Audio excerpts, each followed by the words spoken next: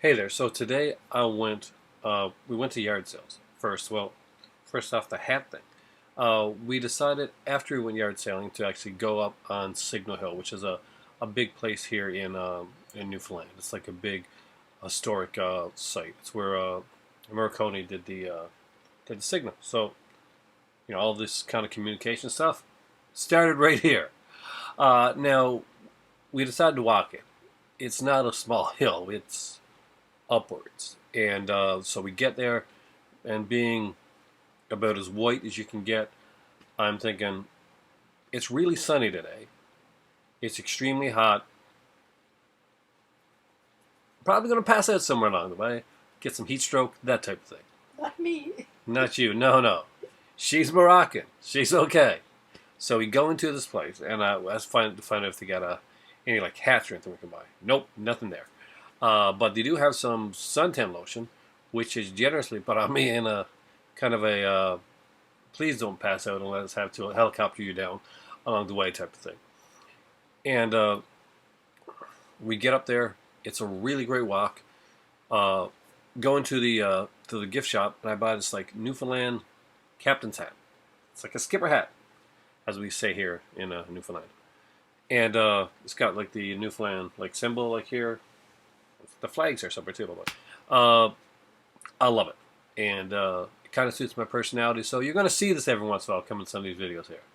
So, Captain Aaron, yeah, Blue Blisters and Barnacles, uh, is going to take you on a to what I got today. I'll be right back, and we're going to look into some pretty cool stuff that I picked up today. Some inside of print. Also dropped into my local chapters. We'll see what I got there as well. Here we go.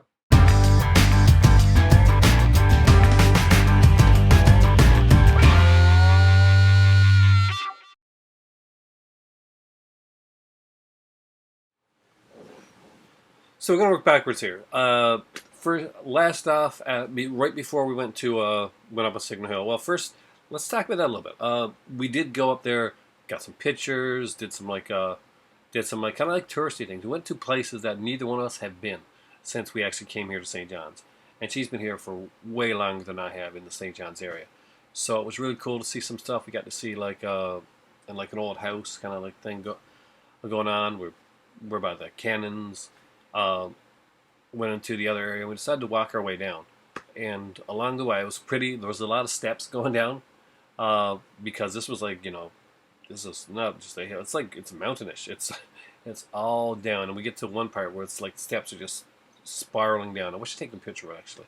Uh, and it was amazing. We get pretty close to being where we gotta go. We're pretty tired at this point, and we see this lady there with the dog, and it looks like the dog's resting. But I go up and ask, like, so is the dog okay? And she said, well, he cut his paw, so he cut the pad on his paw, and he didn't really want to walk. So, well, the first thing I did is I picked some water up at the shop when I got the hat, and I gave her the water, like for the dog, for his paw nut, so that it wouldn't hurt so much. And so me and my better half, we decided to like speed up our hike uh, at the end there and just go down to where we had parked the car because we knew we had like a first aid kit with us. So we just told her to hold on there. We'd be back. So we went down, grabbed the first aid kit out of the car, drove back up the hill to that area because so that we'd actually make it. And so my better half, she got the first aid kit, got to the dog and bandaged him up, put a little like a glove on his paw so that he could walk, and we got him out there. She had like a cell phone on her, so she was able to call her husband and come pick up the dogs. So that was it was interesting, and His name was Dusty. his name was Dusty, yeah, and he was resting, and he seemed to be in pretty good spirits when we left him there. So that was fun, and we really had a great day with it all. So, but you guys are here for the loot, so ahoy! First up, I picked up from Chapters. I picked up two things. I grabbed the latest Rue Morgue with the Phantasm one with, of course, Angus Scrim on it, the late Angus Scrim. So I really wanted this one for like a couple reasons. As you guys know, I'm a huge Phantasm fan if you're watching this channel at all. And I'm a huge Hammer fan, and they have an article on on the Cornish duo, basically talking about Plague the Zombies and Reptile. Actually, are two of my personal favorite Hammer films. There's some great stuff in here. I mean, stuff on Hammer, stuff on oh man, there's so much in here. Like, there's some great reviews in here. There's an article on, of course, Bound's Basement, the Driver article, and this one's on Scooby Doo meets Kiss. We talked about the cult cinema book that came out from Arrow Video. They do a review on that. They do some excellent reviews, and they do like a big Phantasm article as well, and talk with Ravager. So it'd be interesting to see how this one goes. Now, next up, I also grabbed Horror Hound. I really, really love this cover. It is an amazingly drawn cover. It's number 58. As far as I know, this is the latest one. There's like a bunch of stuff in there. We talk about Preacher, Gary Pullen, the artist is highlighted in here as well. So, and they do like this thing. It's really cool, and it's called Horror from Around the World. I really do recommend this one. So we got like Hong Kong with Extreme, Category 3, France, so we stuff on here. We got India, History of India, horror, Canadian slashers is what we're known for. The films of Sergio Martino, Fritley, and we got like Mexico, Juan Lopez, and we got New Zealand, the land of horror comedy. So there's like a lot of cool stuff in here. Scandinavia is in here, Spain is in here. Each one gets their own page. Gary Pullen art, you can see that what he did for Bride of Reanimator. If you got the set, you know exactly what that is. He did that. There's some great kind of mini reviews in here as well, and that goes over the horror of 2016, and encapsulates things like the new Amityville movie that's coming out, things like The Babysitter, Baskin, Before Awake, all that type of stuff, Conjuring 2. So I do recommend, I gotta say, this month, Rue Morgue and Horror Hound are definite pickups in my opinion, and ones that you should pick up. And I do recommend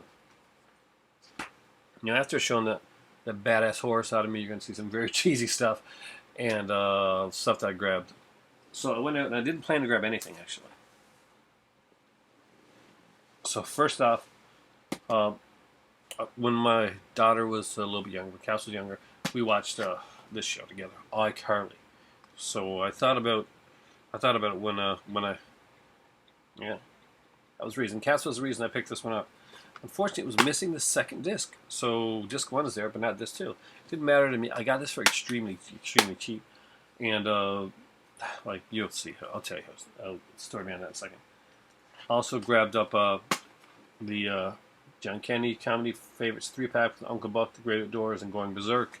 Going Berserk, of course, is the oldest movie in the series, and from my opinion, one of the best.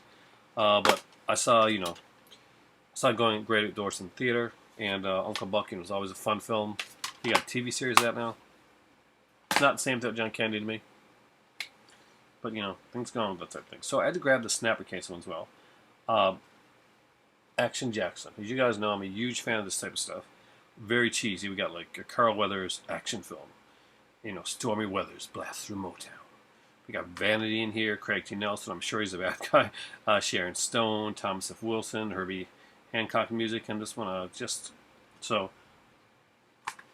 pretty big fan of that. And then I grabbed up 4 seasons of a series that I actually kind of dig. I'm not big into a lot of medical shows, so you're not going to see me come down here talking about stuff like Grey's Anatomy a lot or anything like that.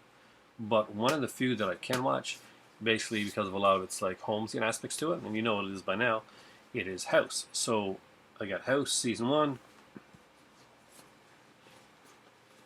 House Season 2,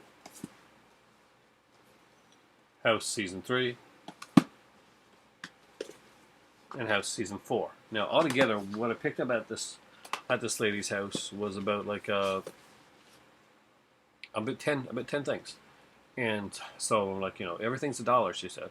He said, but we got there to the stuff. She said, no, I can't give $1 for the season sets. I'm like, oh crap, these are gonna be expensive. And she said, tell you what, I'll give me $10 for the works of it. I'm guessing she didn't count what I had there, so because that was basically 10 things, and I was like, yeah, that'll work. We can work with that. So that being said, we went to another place, and No, this one here, Vacancy, is from that place there. And the Giant Candy was from the other place that I'm talking about. And she had a bunch of movies there.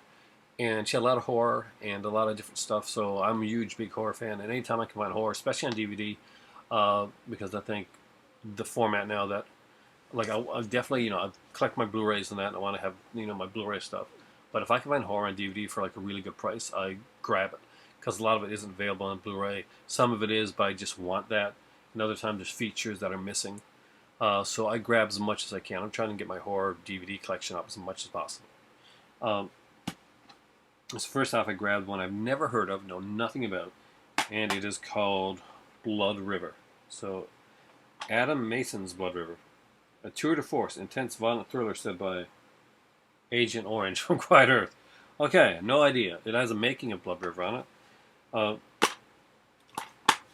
It's in a kind of blockbuster type case, but the quality on it looks really good. This one I grabbed up because I knew the fourth film, and I knew the first film, but I didn't know the other two. So it's a 4-movie marathon, and it's Psycho Killers. So we got Beast in the Cellar, Hunting Humans, Phobic, and of course Mansion of the Doomed. So I knew Mansion of the Doomed because that was a Charles Band produced one. And I knew Beast in the Cellar, but I didn't know the two in between. Or I don't think I do. Maybe they got different names on them. But, got this for a really great price, really cheap. Everything I got today cost $20. There was no cost for the horror magazines. I had a gift card, actually. And the movies themselves, everything you can see film-wise costs like $20 altogether. So no taxes, straight in. We're at flea markets. And so all the box sets and all the movies, $20 straight. We had the kind of like a limit going in, and I wanted to have fun with that. There was a couple others I wanted to buy. I'm going to get next time around, I think. I took this girl's address because she had a really good like horror movie collection and some kind of rare stuff, some Disney stuff. And you're going to see one of those things in a second. And she had some Final Destination. She had the shiny Final Destination, the original releases. And I second-guessed myself on whether I had them or not. But I knew, like going out, like, those were the releases I'm looking for. Those were the editions of these films. Not the, I'm not looking, it was fantastic that there's like probably a Blu-ray set to grab down the road. But there's no features on those Dimension original Final Destinations with the shiny covers. They were incredible. And they were like kind of what you look towards when you're wanting to see like some really cool features back in the day when they were doing like the early kind of like Dimension stuff. So this one here, I grabbed it up. 4-movie marathon, Psycho Killers. Next up, I have the first 2 from Scream Factory. I don't have number 3. I'm going to be looking out for it now. I got number 4, and I actually don't mind this one. This was done for the Sci-Fi Network. It's a horror franchise, and you probably know what it is by now. That is Pumpkinhead, Blood Feud. Some people hate on it because it was done for the Sci-Fi Channel, and because it's probably not, it's not Pumpkinhead. But Pumpkinhead 2 wasn't Pumpkinhead either. But if you saw my review on it, Pumpkinhead 2 was a lot of freaking fun. There's a lot of practical effects in this here, and I dig the practical effects. So there's a lot of really cool stuff to like with this. Lance Henriksen's in this one as well. I will always get like a certain amount of hate because it's slightly more towards TV film. All right, now I'm back. The frame just dropped for a second there. Anyway, so I grabbed a couple others as well. I grabbed up the remake. I know my friends are going to love this one. Children of the Corn. I bought the 88 film. Well, I got the 8 film set for my birthday with the original like trilogy on there. And I said, okay, I'm eventually. I want to get them all, like 4, 5, 6. I liked the other ones. A lot of people did, and I kind of dug it. So I had to get the remake. I didn't have it. Is it as good as the original Children of the Corn? The original Children of the Corn isn't a great film anyway. It's a decent film, but it's not a great film, and it's a bit tedious at times. This one does a couple of things right, but does a lot of things wrong in the casting. Like in the original story, Children of the Corn, the couple aren't getting along. It's at the kind of it's a broken marriage, and that unfortunately is played into here more so than it was in the original. And it makes the characters highly unlikable. So you don't really well, at least in my opinion, you didn't really like get there. And they casted children for the, think, well, that shouldn't be a bad thing, but it is actually. The actors in the original Children of the Corn actually did a pretty damn good job. The kids did, and the guy that was like that actually looked young, but he actually wasn't, because of a condition that he has. And that would be Franklin. You know, you miss those guys. You do miss those guys very much in that. So also didn't have this one, especially the uncut edition of it. So this one had the theatrical and unrated edition of the film.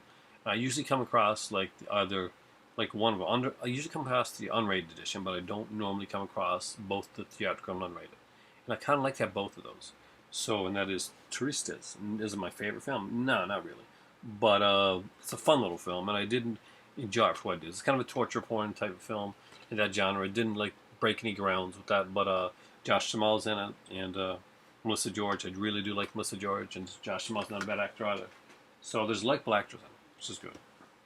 Next up is a Clive Barker one, which I'm surprised I didn't have, and that is the director's cut of The Midnight Meat Train. That actually has a Clive Barker commentary on here as well, and a couple like little featurettes. This one is out on Blu-ray, so will this want to be upgraded down the road? Maybe, but I kind of wanted to have the DVD edition. I love the way this looks. Love the director's cut on it. So that was a no-brainer for me when I was picking up stuff. Next two are ones that are actually kind of like that are Disney. So that's hardcore, but there's still some really cool stuff here. So don't worry, guys. Next up is The Legend of Lobo. Now, if you don't recognize this, or if you do, you probably have the Anchor Bay edition. There's an Anchor Bay edition that came out and went out of print a while back. Legend of Lobo is a 1962 like film about like a wolf named Lobo. He starts out as a wolf cub, and there's no words in the film except for a narration and a song. And it's a damn cool film. And this is not the Anchor Bay edition. This is actually the Disney edition of the film. So as you can see, the color of the DVD is shinier. And the reason for that, this is a Disney Movie Club exclusive. So this one here came from the Disney Movie Club. So yeah, Disney exclusives are a special presentation of the Disney Movie Club. So until recently, when they did a deal with Walmart and started putting some things out on at Walmart exclusively, this was like a lot of these here, and I think this one still is actually a Disney Movie Club exclusive. So the fact that I was able to find one without having to go through the Disney Movie Club is actually really cool. And actually, it's a great little film. So I haven't checked out Legend of Lobo. It's actually not a bad film at all. Done in 1962. And it's got a message there talking about, man kind of encroaching on the territory of the wild and the way things are changing at that time for the animals. And how they adjust to that. There's more cruelty coming in there. Other lands are being taken over. And they can try and fight it. But at the end of the day, they have to move on. It's not something that they can outwardly fight. They have to adjust. And like many people in the old outport settlements back in the day here in Newfoundland, that no longer exists because houses and whole communities were basically floated into like the larger areas. That's kind of like how one say like with the animals. They just no longer had this homeland anymore. They moved onwards. Deepness. And next up is a long and a print one, actually. It's the Parent Trap, but not and it's the original Parent Trap, but not the one that you probably see at Walmart and other stores now. It's actually, I'm very excited, it is a Vault Disney Collection Edition. So this one here is a 2-disc edition. Now the features on the second disc are pretty much all the features that show on the Parent Trap. The release that came out afterwards with the 1980s Parent Trap. But the features on the very first disc, and I gotta say I do dig this, actually has a commentary with Haley Mills and the director, David Swift. That was never put out again on any other release of the film. This one is long in a print, and if you want the commentary for the Parent Trap, and it's Parent Trap is not a short film; it's a 129-minute film, so it's a decent commentary to get into here. You have to get this edition. This is the only edition that includes the commentary. For some reason, it was taken off of any further editions that came out of the film. So I really am excited. Anytime I can find like a Vault Disney collection I'm a huge Disney fan, and I make no bones of it. As much as I like horror and like other type kind of cheesy stuff, I do love my Disney. And Parent Trap is a movie that I actually really did like. I also like the '80s one, and they tried to make a TV series out of it. That was kind of fun. And I even watched like the Lindsay Lohan. I think it was Lindsay Lohan, right? In back in the later on. But that's what I got. So guys, today for $20, I picked up